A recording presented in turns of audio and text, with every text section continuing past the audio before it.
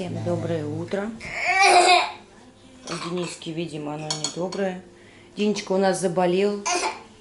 Давай кушать. Заболел мальчик. Очень сильно заболел. У него температура уже сегодня 5-й день. Ночью была. Врача уже 2 раза вызывали. У него очень сильный кашель. Пить хочет Денечка. Чай. Чай с лимончиком попей.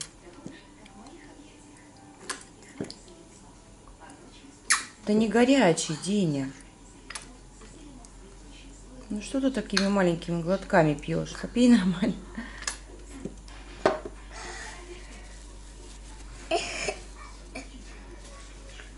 Сильный кашель. Врач приходила, прописала нам уже ингаляцию с биридуалом и амбробеном. Не знаю, простудился. Может, из-за садика. В садике подхватил вирус. Ладно, сейчас покушаем, покормлю Дениску и поболтаю с вами еще.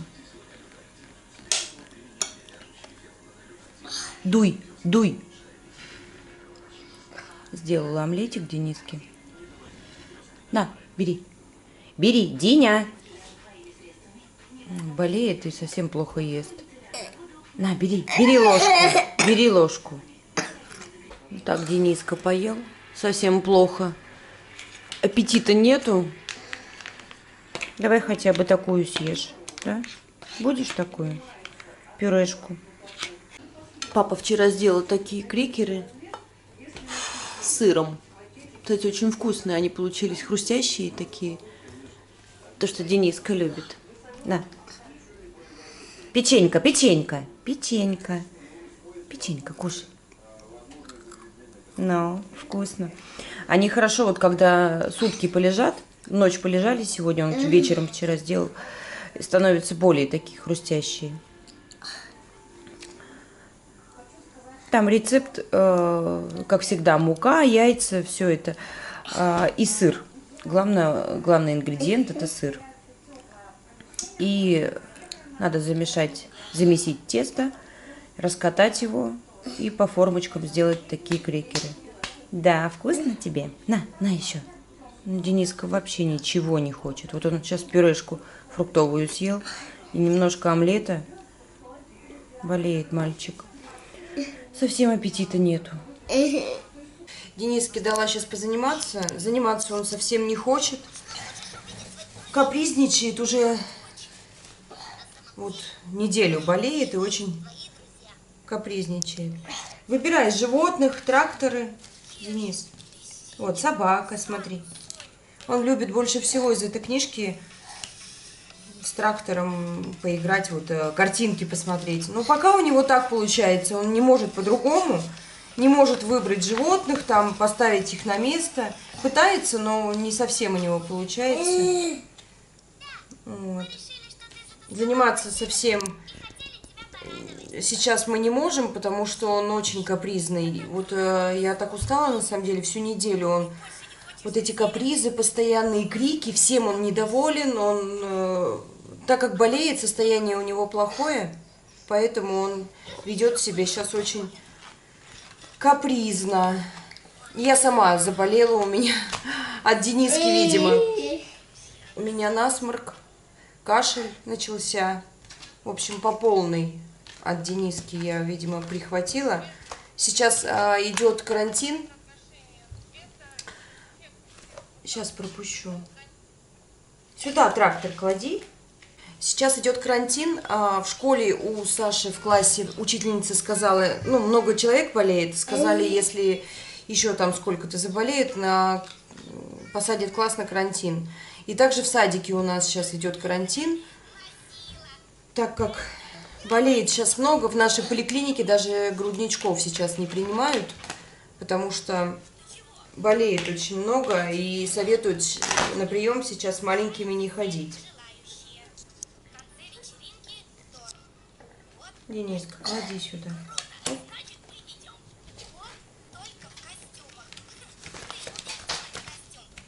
Не надо, вот одна упала, тебе надо все уронить, да? Динь, не нужно кидать. Дениска отвлекает немножко.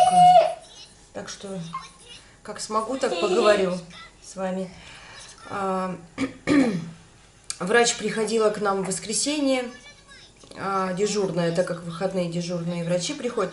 В понедельник был выходной, 24 числа в городе был выходной, то есть мы вызвали все-таки сначала в воскресенье, думали, если ухудшится состояние, вызовем в понедельник. Но состояние стабильное было, ну то есть температура высокая, у него 38, поднималась и 38,5. Как всегда у нас Дениска, если болеет, у него горло, насморк, обычный ОРВИ. Но в этот раз у него очень сильный кашель, и пришлось... Вот врач пришла, прописала нам все эти ингаляции, все, насморк лечить. Диня, не грызи.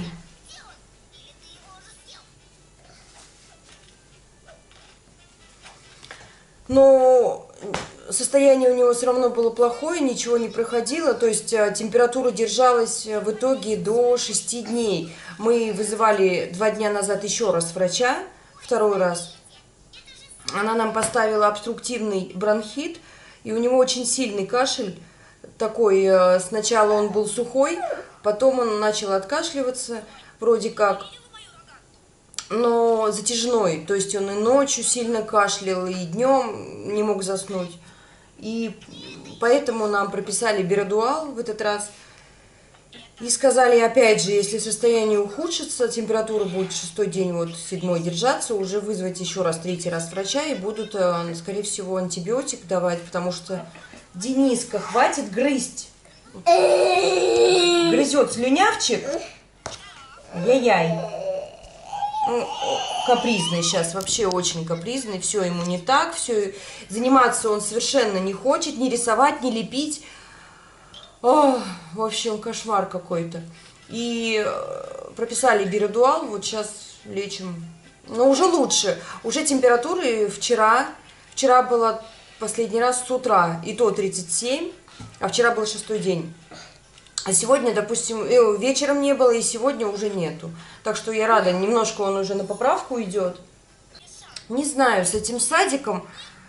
Я, на самом деле, последнее время думаю о том, что хорошо ли, что мы пошли в сад.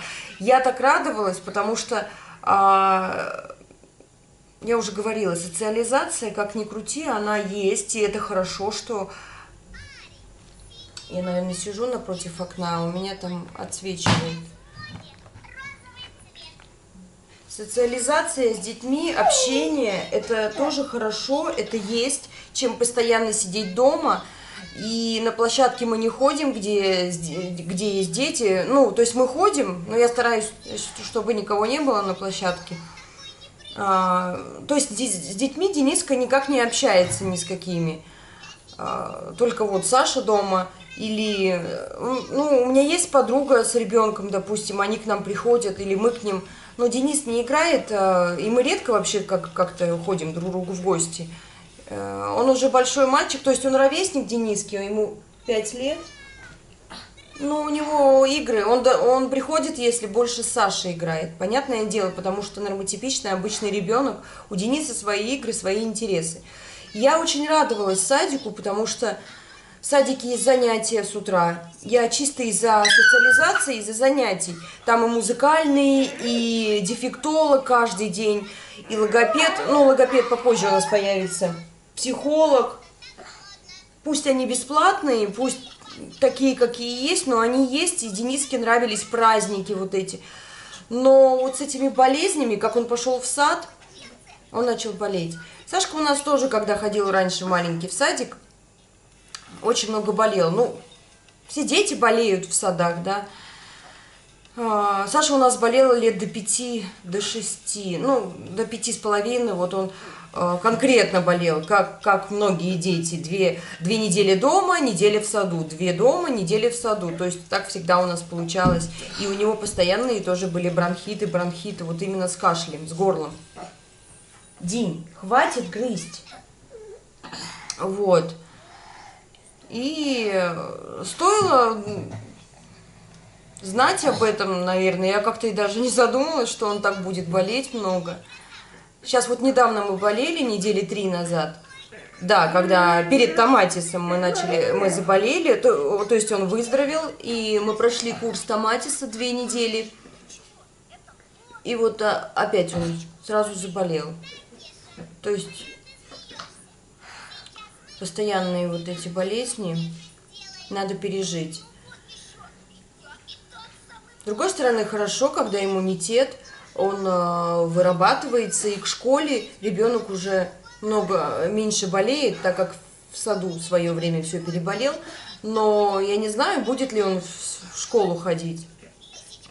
Поэтому я сейчас начинаю искать в этом плюсы, минусы, плюсы садика. Стоит нам, не стоит ходить. Конечно, я больше все-таки хочу, чтобы он ходил. Но болезни нам не избежать, потому что детей, хоть их и мало, но я говорила, у нас в нашей группе Дениска, хватит грызть. В нашей группе 8 человек, и в соседней, в которой тоже сложный дефект, такая же группа, она находится, считай, вот в нашей группе есть дверь, рядом эта комната, и там еще 8 детей. То есть практически они вместе, Дениска ходит к ним, ползает к ним в гости, а те дети ходят к нам в гости, туда-сюда они ходят. Эти две группы находятся как бы в одном помещении, 2 комнаты. Что там 8, что там 8. Но понятно, что ходят не все, там человек может по 6, всегда кто-то болеет, но все равно очень много детей, и кто-то кого-то с кашлем приводит. Это как всегда, наверное, во всех садах. Потому что многие мамы там работают, оставляют детей до конца, на весь день. Я вожу его до 12, но все равно болезней нам не избежать, получается. Потому что вот в том году, если взять, мы ходили только по развивающим центрам, то есть это 21 век, куда мы ездили, бассейн, ЛФК, все, логопеды там, и ходили в районный центр, и к нейропсихологу ездили, и он намного меньше болел. Но с другой стороны, сейчас... Диня! С другой стороны, сейчас идет карантин, погода в этом году, зимы практически не было, холодов не было, снега не было, и поэтому от этого тепла также бактерии все летают, и дети болеют. Вот лично у нас сейчас в городе идет карантин, эпидемия гриппа сейчас идет. На, вот такой, смотри. Что я переживаю, Саша у меня ушел за булкой в магазин 10 минут назад. Что-то еще его нету. Ой, вы меня извините, я немного простужена, поэтому шмыгаю носом. Стараюсь этого не делать. А мы в воскресенье должны были ехать делать и диспорт ставить. Поэтому я еще такая вся немножко на взводе. Настроение совсем сейчас на нуле. Я не люблю, когда все идет не по плану. У нас были куплены билеты, чтобы ставить диспорт в Москве. В клинике практическая неврология. Там работает врач Куренков. Он еще принимает в больнице НЦЗД, вот где недавно, кто смотрит, Алену с канала Вовочка, особенный мальчик. Они только что там лежали, и вот он там принимает. Он там, в основном там работает. И еще работает во втором месте вот этой клиники практическая неврология. Диспорт я уже давно купила, оставила его у девочки, с которой познакомилась. Сейчас Саша пришел. Саша пришел. Булку принес. Что так долго? Давай сдачу. Молодец, у меня помощник. Вот такие мы хлебцы едим. Самое главное, я купил то. А что ты себе купил? А что еще? Ничего. Ладно, раздевайся. Сашка помогает нам, периодически приносит. В магазин ходит. Но он потому что захотел булочку с колбаской, а у нас нету. Да, сейчас сделаю. А ты какую-то твердую купил булку.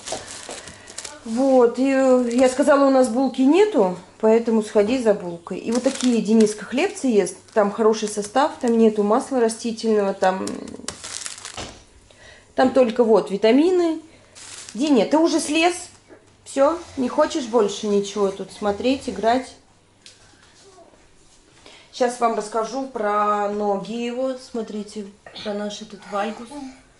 У нас сандалики сейчас в саду остались, а другие дома, они такие не очень. В общем, надо еще сандали покупать. Вставай. Ну, что ты сел, Денька? Дениска. И. Я немножко прервалась, так как Сашка принес, с магазина принес булку. Надо было ему сделать бутерброды. Вот, что я говорила, что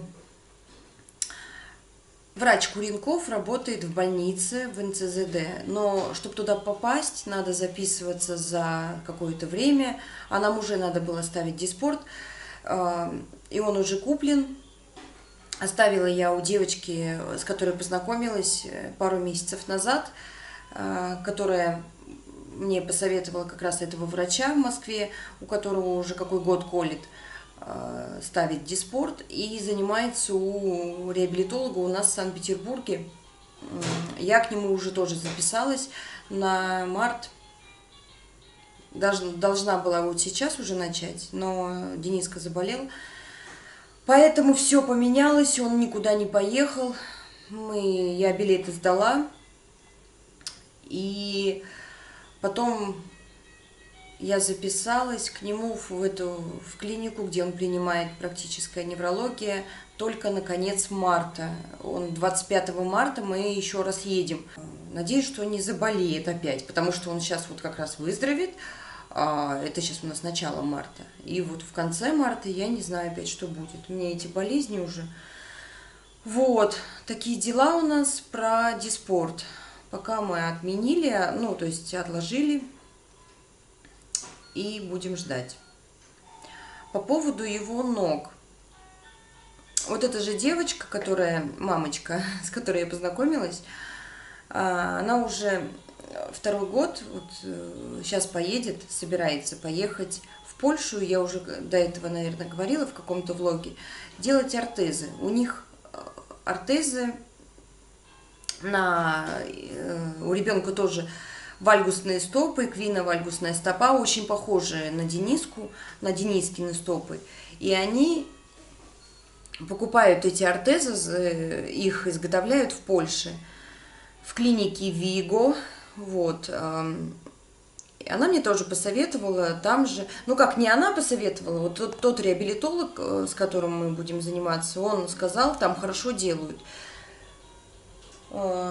Можно подумать, что у нас тоже есть в нашем городе ортезы делают. Ну, да, я узнавала, наши ортезы стоят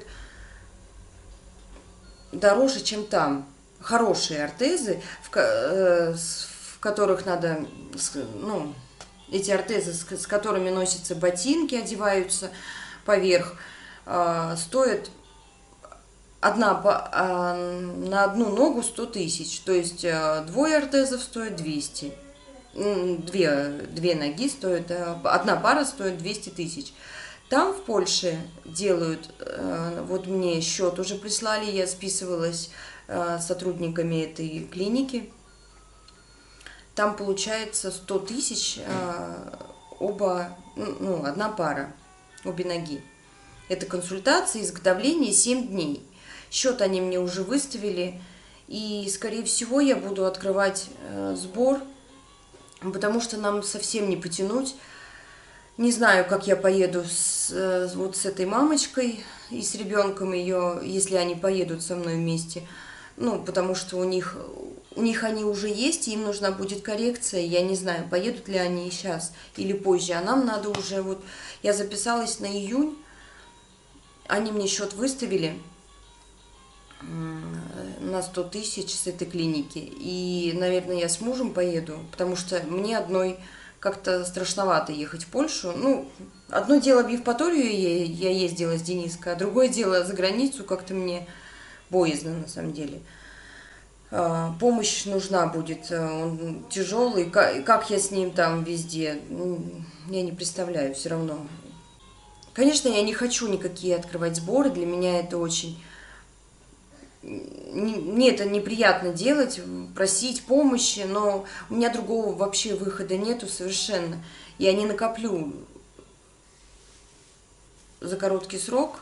В принципе, до июня я не смогу. Мне еще занятия, вот эти сейчас диспорт колоть, и занятия начнутся. Не смогу я накопить 100, и плюс еще билеты, я смотрела, недешево. То есть сама поездка где-то также будет стоить 1100. И я хочу сбор открыть именно на ортезы, что хочу попросить помощи людей, потому что нам они очень нужны. У той мамочки, у которой ребенок тоже похожий с такими же проблемами, ну, с ногами именно, у них, вот они год отходили в ортезах, они прокололи вот диспорт, уже сейчас будут второй раз делать, с нами поедут. Потом они занимались вот в этих ортезах, проколов диспорт, занимались у реабилитолога, и у них очень хороший эффект есть, динамика положительная на ноги. И как она мне показывала, рассказывала про своего ребенка, что нога, стопа, вот таранная кость, она не так уже сильно выпирает, и пятка опустилась. Как раз то, что Дениске и надо. То есть ему такая обувь нужна. Она на шнурках, не на липучках. То есть она очень плотно сидит по ноге, их надо носить, она сказала, 8 часов в день. Ну, конечно, так не получается у них. Я думаю, у нас тоже не получится прям ходить и сидеть в них, потому что он больше всего ползает все равно на полу. Но будем стараться гулять, ходить везде в них. Вот, и поэтому нам нужны очень ортезы. И также, если у нас получится поехать в Евпаторию осенью, это будет хорошо. Нас записали, когда я уезжала с Евпатории, с Лучика Надежды, нас записали на октябрь, на Сашкины каникулы. И благотворительный фонд под звездой Надежды, если примет документы у нас, все с ними будет хорошо, то осенью съездим с семьей. Ну, там каникулы у Сашки будут, хотя бы на недельку он съездит. А потом они уедут, а я останусь дальше заниматься с ним. Вот такие наши планы, но, конечно, они вот, к сожалению, бывает так рушатся в связи с болезнями Денискиными. Будем надеяться, что все будет хорошо. Такая погода сегодня, солнышко. Хотелось бы погулять с Дениской. Уже неделю сидит дома. Ребята, я буду заканчивать влог. Хочу сказать спасибо большое всем, кто меня поддерживает, кто поддерживает Дениску, кто верит в Дениску. Потому что, вот опять же, если касается с этими ортезами, диспорт мы еще не кололи, я не знаю. Я так читала, что бывает, что он кому-то помогает, кому-то нет. Но заниматься надо будет сразу. У нас не получается сразу. Я записалась на занятия. У нас получается через 4 дня после того, как ему поставят диспорт. Только через 4 дня, пока мы доедем, и выходные там. Но в понедельник вот с нами начнет заниматься реабилитолог. Посмотрим, надеюсь, что поможет ему все это лечение, занятия все. И также хочу сказать про ортезы, что Дениска очень любит ходить, и он хочет ходить, это видно, и за ручку все уже лучше, но так как у него вальгус этот, и криво нога встает, она подворачивается вовнутрь, и ему нужна помощь, ему нужна хорошая обувь, вот такие вот ботинки, которые будут держать его стопу, выпрямлять ее. То есть у Дениса есть перспектива в его движениях в будущем вхождении. Надеюсь, что они нам помогут, и очень хочу, чтобы все у нас получилось. Реабилитолог наш, Алексей, он говорит, что это хорошие ортезы, остальные делаются не очень. То есть я ему верю, я эти ортезы видела, они действительно хорошие. И надо, чтобы сделали все по снимкам, все хорошо, чем абы как, где-то не пойми где заказывать. Вот, допустим, нам в ИПР, по-моему, там тоже вписаны ортезы, но они, сами понимаете, бесплатные какие. Сделаны кое-как, не пойми из какого материала. Нужны хорошие ортезы, которые помогут действительно Дениске. Так что будем надеяться. Спасибо, кто верит в него и желает ему счастья, желает ему здоровья, чтобы у него все получилось. Всем говорим вам спасибо за это. Подписывайтесь на наш Инстаграм, там периодически я добавляю тоже фотографии. У меня такое в голове состояние, я не знаю, какой будет сейчас влог, потому что я простыла на самом деле, но уже неделю не снимала, у меня столько информации накопилось, и рассказать вам, что мы никуда не поехали, и про ортезы. В общем, до новых встреч, ребят. Спасибо вам огромное за поддержку и что остаетесь с нами. До новых встреч. Пока.